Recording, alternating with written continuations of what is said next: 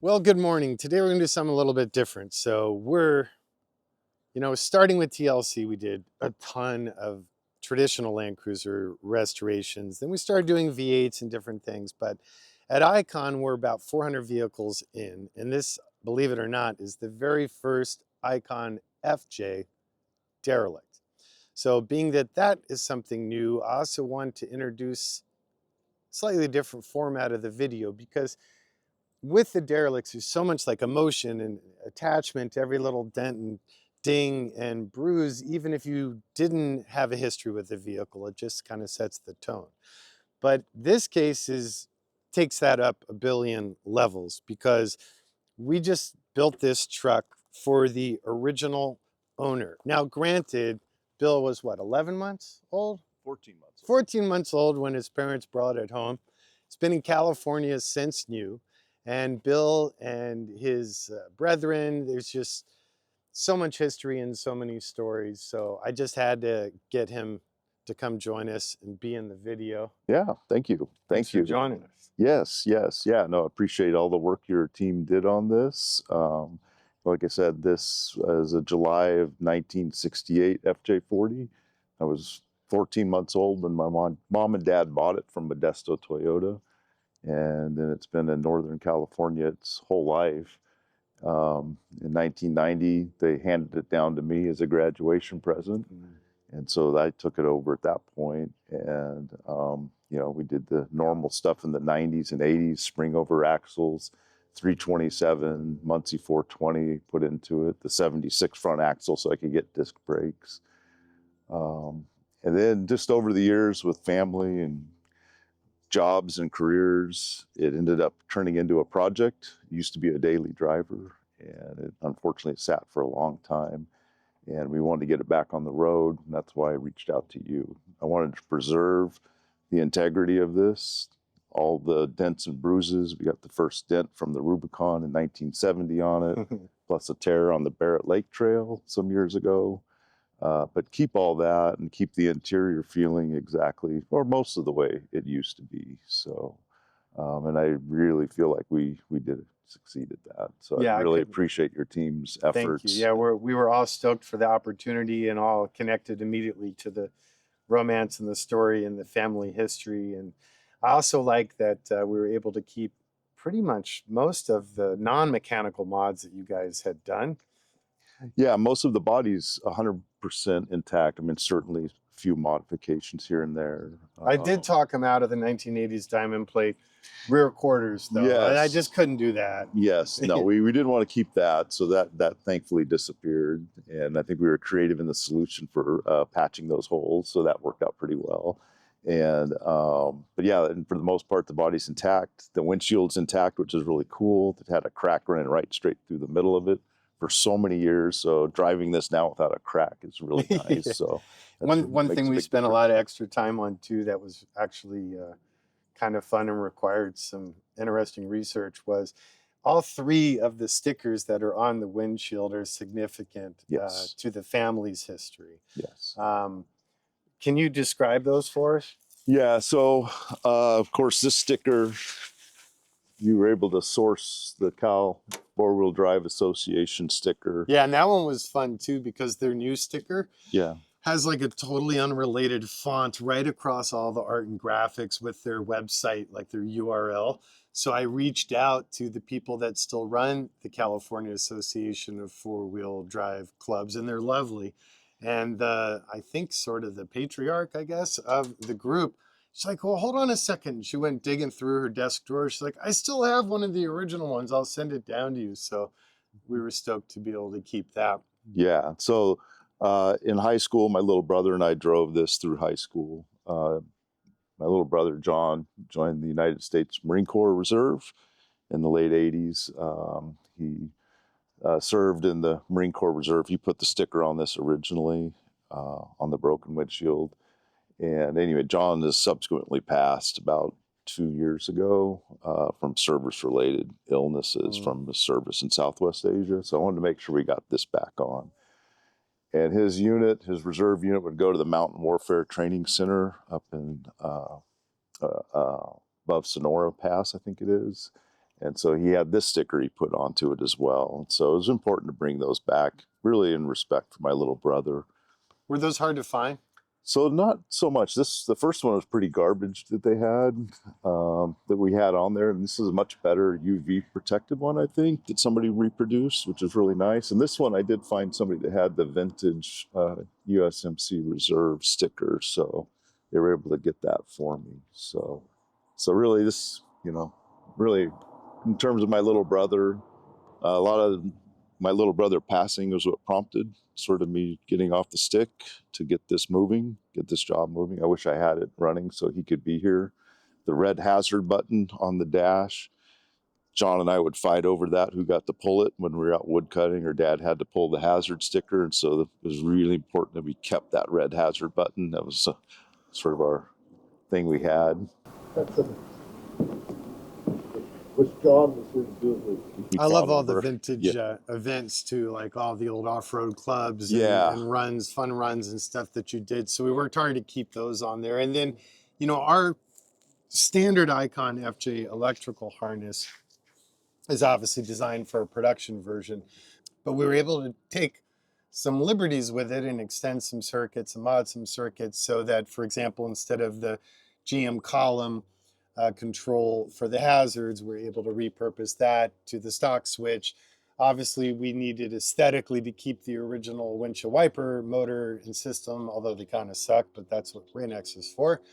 And then try and utilize all the existing holes and mods in the dash and subtly reconfigure them. So some of the switches are custom, most of them are the usual Icons, some are new old stock Toyota, and then the knobs were hacked from our old school dash package. The 8274 has been on the truck since 8274 is basically, right? This is new to me. It's a 1975 8274 that I've had. So I actually rebuilt it and I got it on. I was wanting to get the 8274 on it for a long time. Better. So that's a cool 1975 model 8274 that like I said, I rebuilt. The lowercase, the boss on this pawl was broken, so I had to buy a new lowercase here. But the guts and the top here are all original. And the synthetics are just so much easier to work with and safer. Same with the contemporary pentals that we just decided to make a couple compromises there. We did keep all the lighting looking stock, but it's all LED behind the scenes. With the exception of the headlights, we went with the retro halogen glass bodied lights from Hella. Yeah. They actually, I think they work just as good as the LED ones. Yeah. This bumper itself, though, I've had that bumper for since the 80s, this bumper, and my son and I came up with a plate here to get it welded on. Was this old Danny Earl Warden bumper? No, this is Spectre off Spectre, of a 46 inch. Yeah. So I got that from Spectre some years ago. That's way better than his new one. Is it? Yeah. I mean, most old things are better than their offspring. I do still have the original factory bumper that came with it, but it's got a big fold right here. And that's why people were replacing it. The stock bumper would come out to about here. Exactly. And there's no support beyond the frame rail gusset. Exactly. So if even off-road, it was highly common that they would bend in, and then you articulate, and you pop your tire, and then you're having no fun. Yes. So the pictures that you dug up, that's Rubicon. That's your little sister, I think, in the driveway. And then is there one that was at Pismo Beach? No, that was in Oregon. So we had, my brother and I'm the oldest. John was 11 months behind me. So nice Irish twins. And then I have 3 more sisters that follow. So, but my youngest sister was born in the 1980s. So, but in the 70s, we would take family vacations in this, a family of 6. Would pile in this with a tent trailer in the back, and that picture's from Oregon, up on the Oregon coast, about 1976, I think. It's the year Star Wars came out, because I remember that camping trip. We were camping in Bend, Oregon, and we went to the movie theater and watched Star Wars, and it just blew my mind that we were watching Star Wars on a camping trip. So that was the year that picture was taken, was in that 1970, whatever year Star Wars came out. I can't find them anywhere, but my wife, when she was a kid, her family had like an old Winnebago, Yes. and somehow they would haul a 68 FJ40 behind it and Yeah. take it on their camping trips and Yeah. stuff. I can't imagine how well that went trying to Yeah. tow a 2-ton brick. Right. Right. And this had, the bench seats in the back. So we were 4 of us kids in the back pointing at each other.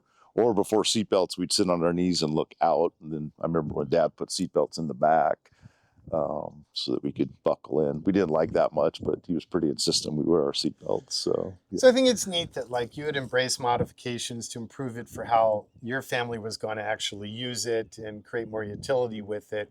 And it's funny because that's obviously how Icon was born, was in the footsteps of the tradition of modifying, but then you also, I imagine, experience the limitations of that. So you upgrade one thing, then the next thing breaks or accentuates the archaicness of another element, and you end up kind of Johnny Cashing it over the years. That's right. And so, I mean, some of the stuff that we had done earlier on it really was not quite right. And so the amount of work it was going to take to fix it turned out to be sort of substantial. And so that's one reason I reached out to you, is to leverage your knowledge and experience and all the 180 some odd FJs that came How'd you forward. find out about us? Do you remember? I used to follow you guys and buy parts from you when you were TLC back in the day. So, and then you did your stage 1, stage 2, stage 3 restorations you did.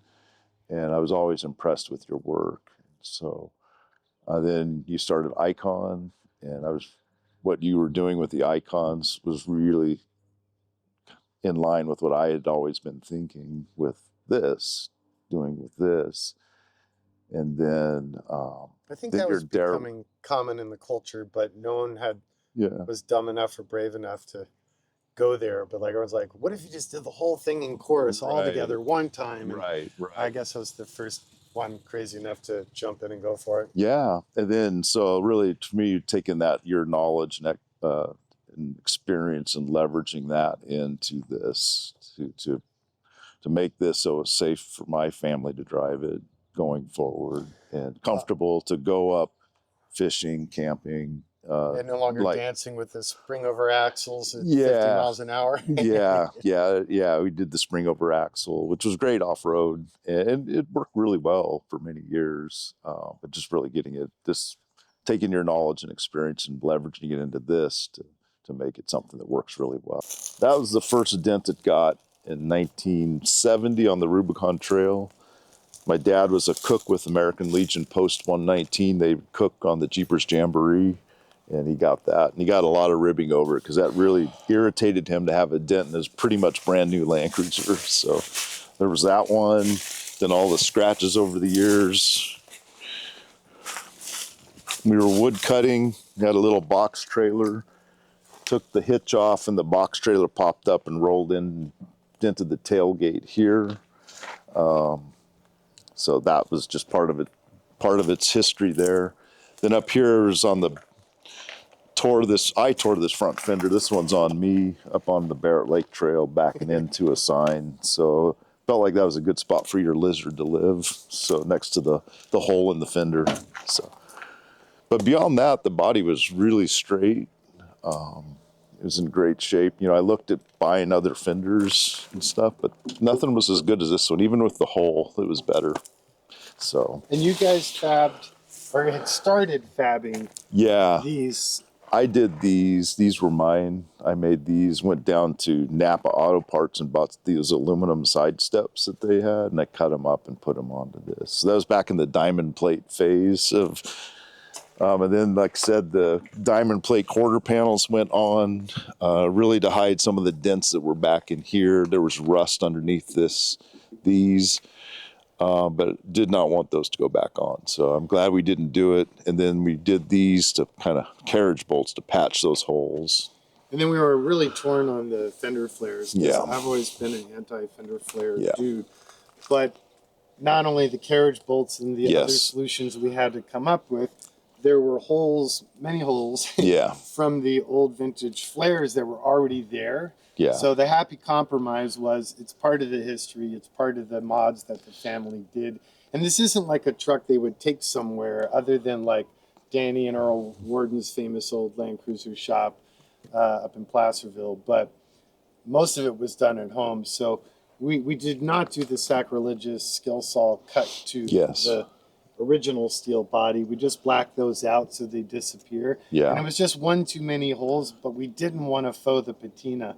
So we compromised and put those buggers on. No, I'm glad we did. And even when I put those flares on back in the 80s, I didn't want to cut the body at that time. Yeah. So I'm glad I didn't. So, And and then it came out, it looks fine. Team effort. So finding original things, avoiding putting aftermarket Land Cruiser stuff on, but finding good enough vintage stuff. So the side markers, the rear lighting, the stock reverse light, we decided to keep, but they really suck. So we complemented it with the Icon high output Putco Luminex.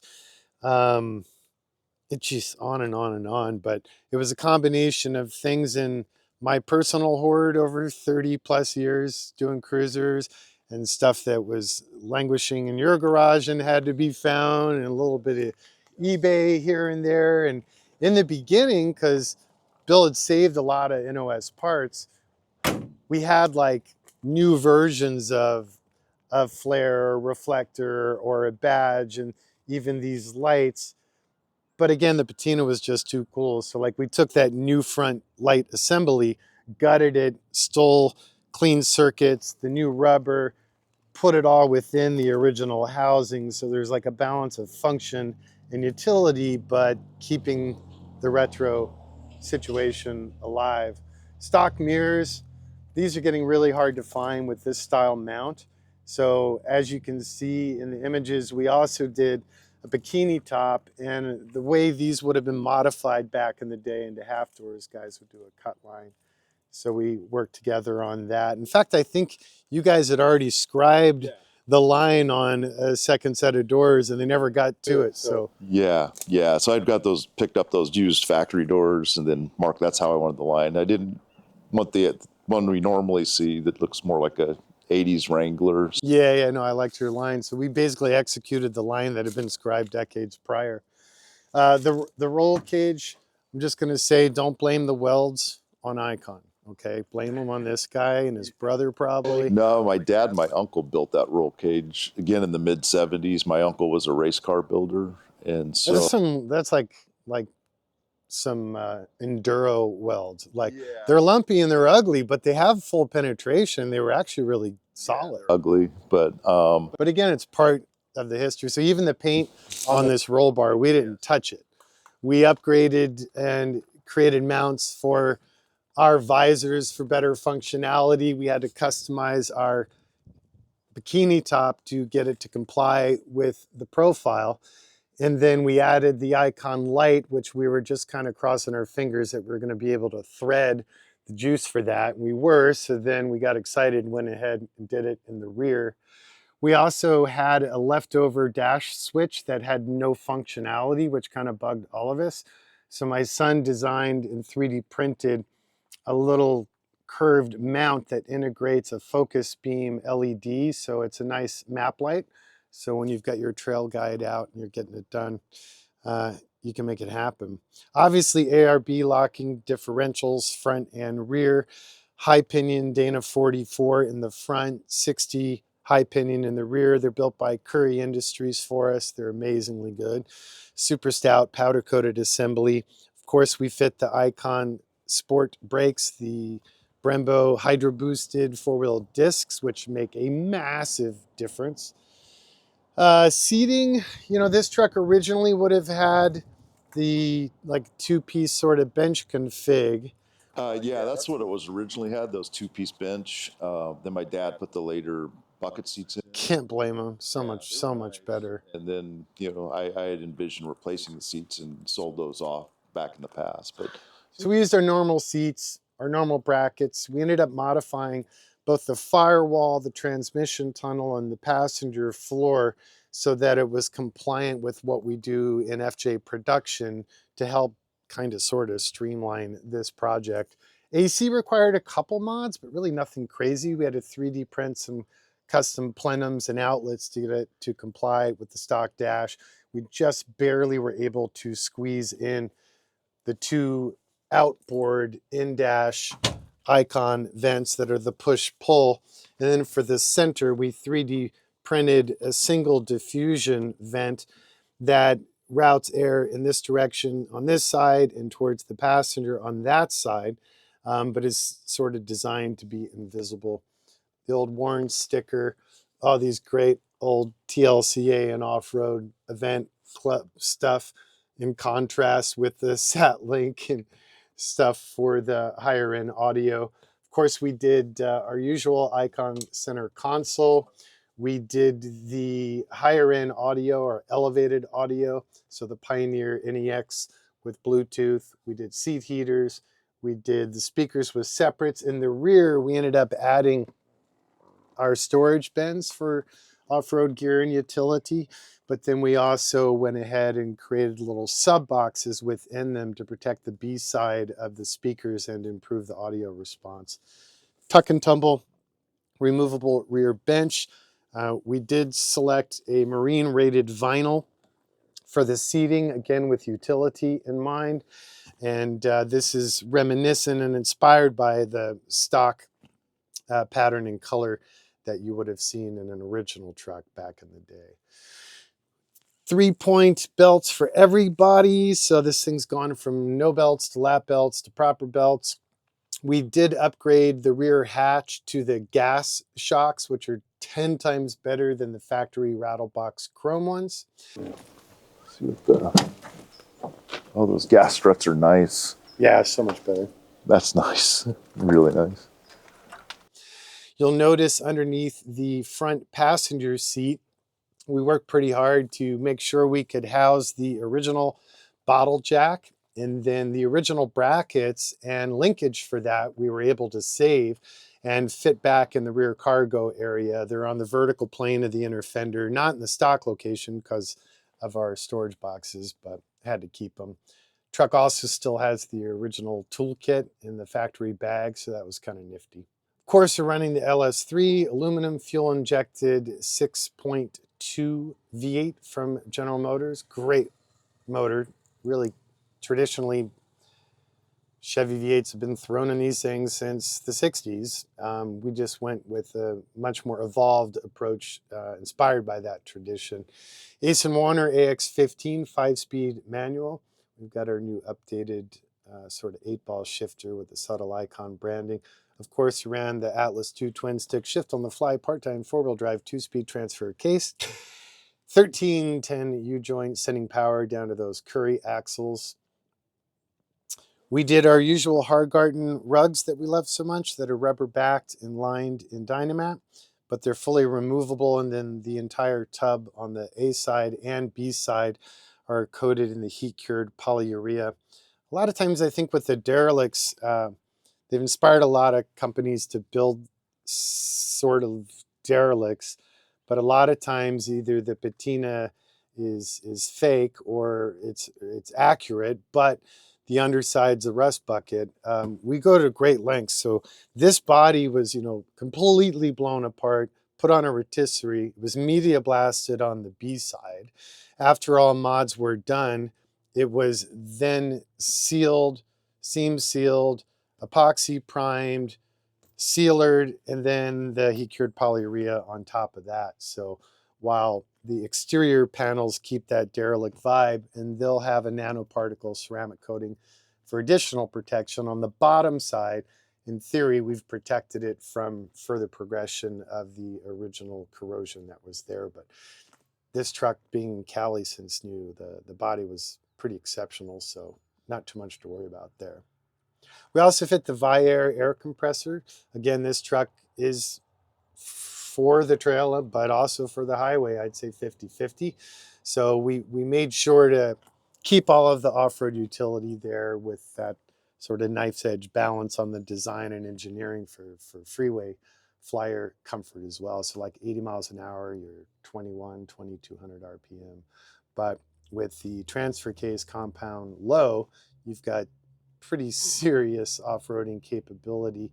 Since where Bill and his family live, there's a lot of rock crawling to be done, and it's a big part of the culture up there. We did the 5-to-1 low, so quick math out of a small brain who hasn't had much coffee in the morning. I think that puts us at 110-to-1 final crawl ratio. So you can literally put this bugger in first, get out of the truck, and walk next to it. It just like, the ratios are absurd, and it's truly a billy goat who'll go up a wall. So this is a fun detail. Tell them about the move. So my parents were part of the Eldorado Jeep herders back in the day, and a lot of the Jeeps had cowbells in those, and so this had a cowbell in it for many years. The clapper would drive me crazy, but I still wanted to get that cowbell back in, and so your team tucked it up here back into this quarter panel. So it still has a cowbell, but thankfully it does not clap. So, but I wanted it back on here. My dad had it on here for many, many years, and it was important for me to get it back on. And that was a good spot to tuck it. Layers and layers of stories. And TLCA, I've been a member for many, many years for TLCA. So There's, I think, the oldest Land Cruiser specific club. It's tlca.org, and they have local chapters around the country. It's a wonderful community.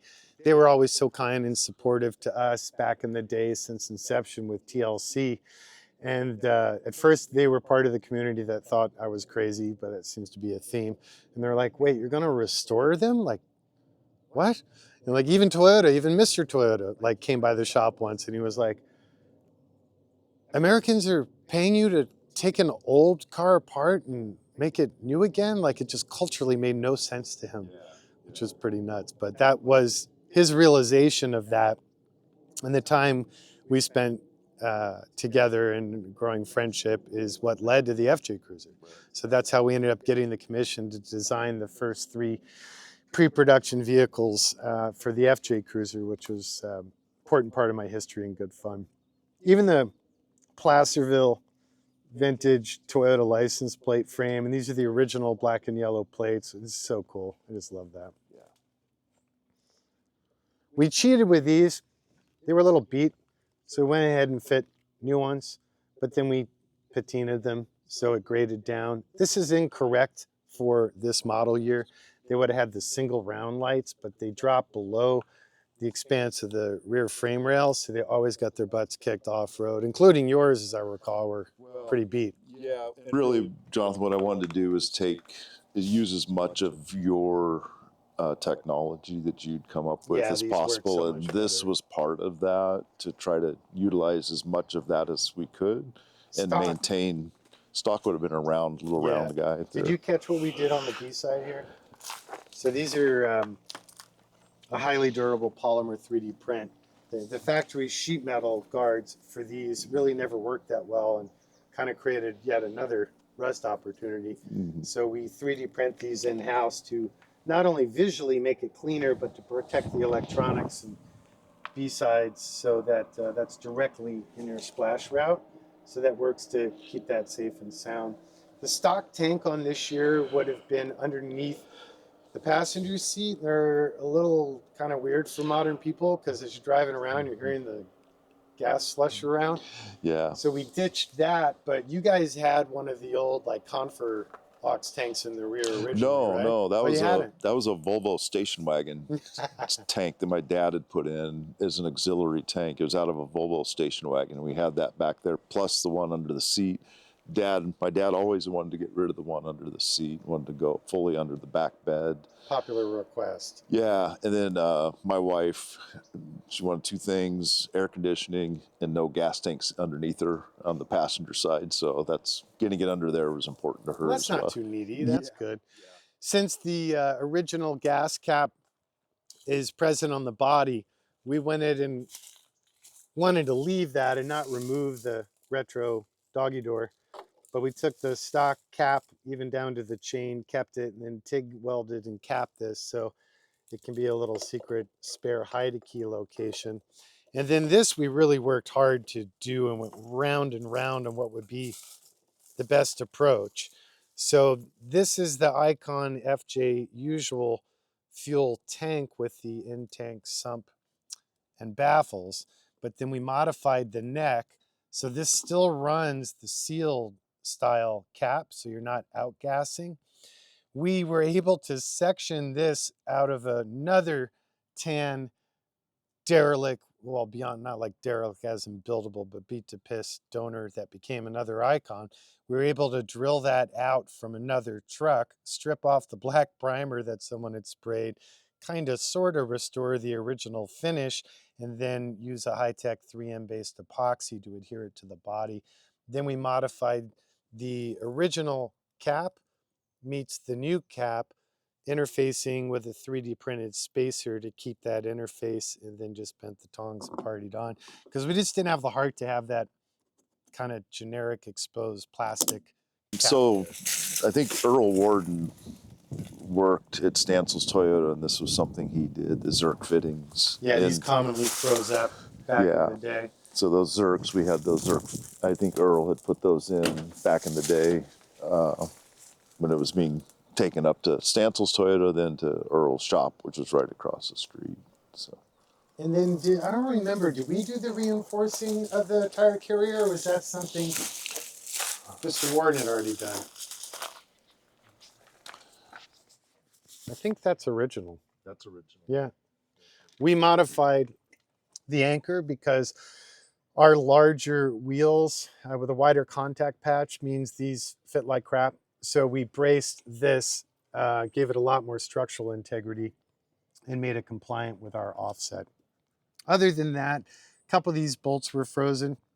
So we had to drill them out and upsize them, put in new nut certs, and then we went with a very strong solution here, upgrading from the original grade 5. These are all factories. We didn't take those apart. This we were able to score brand new, which is pretty crazy because they've been discontinued for eons. All new rubber on the roof cap, all original glass, but all new OEM rubber. We did the waffle stock style headliner. So it was like a balance, again, between modernity and respect for originality. And that's what makes these derelicts just so much fun. Really appreciate the trust. The whole team loved the experience. It wasn't without its surprises, you know, with the FJs. With the Bronco derelicts, it's pretty streamlined because we engineered everything to comply with an original body. Versus our FJs, since inception, we're using the Aqualoo aluminum bodies, so they were all based on that. So we had to kind of figure it out as we went, and we'd always wanted to do it, but we're waiting for the right truck, the right person, and the right time, and it just all panned out. And thank you so much for giving us the trust. Absolutely, absolutely. I really enjoyed working with your group. You have a great group of people working with you. Super neat team. So I really appreciate Go make that. more memories. Yep, absolutely. Have more adventures. Keep in touch with us. Send photos. Absolutely. Yes, you will get those. So, Brilliant. Yes. All right. All right. Thank you, sir. Jonathan. Thank you. Super Appreciate fun. it. So there you go. I hope you guys enjoyed this unique Icon Derelict video. This truck will be heading back up to Northern Cal to continue its fun.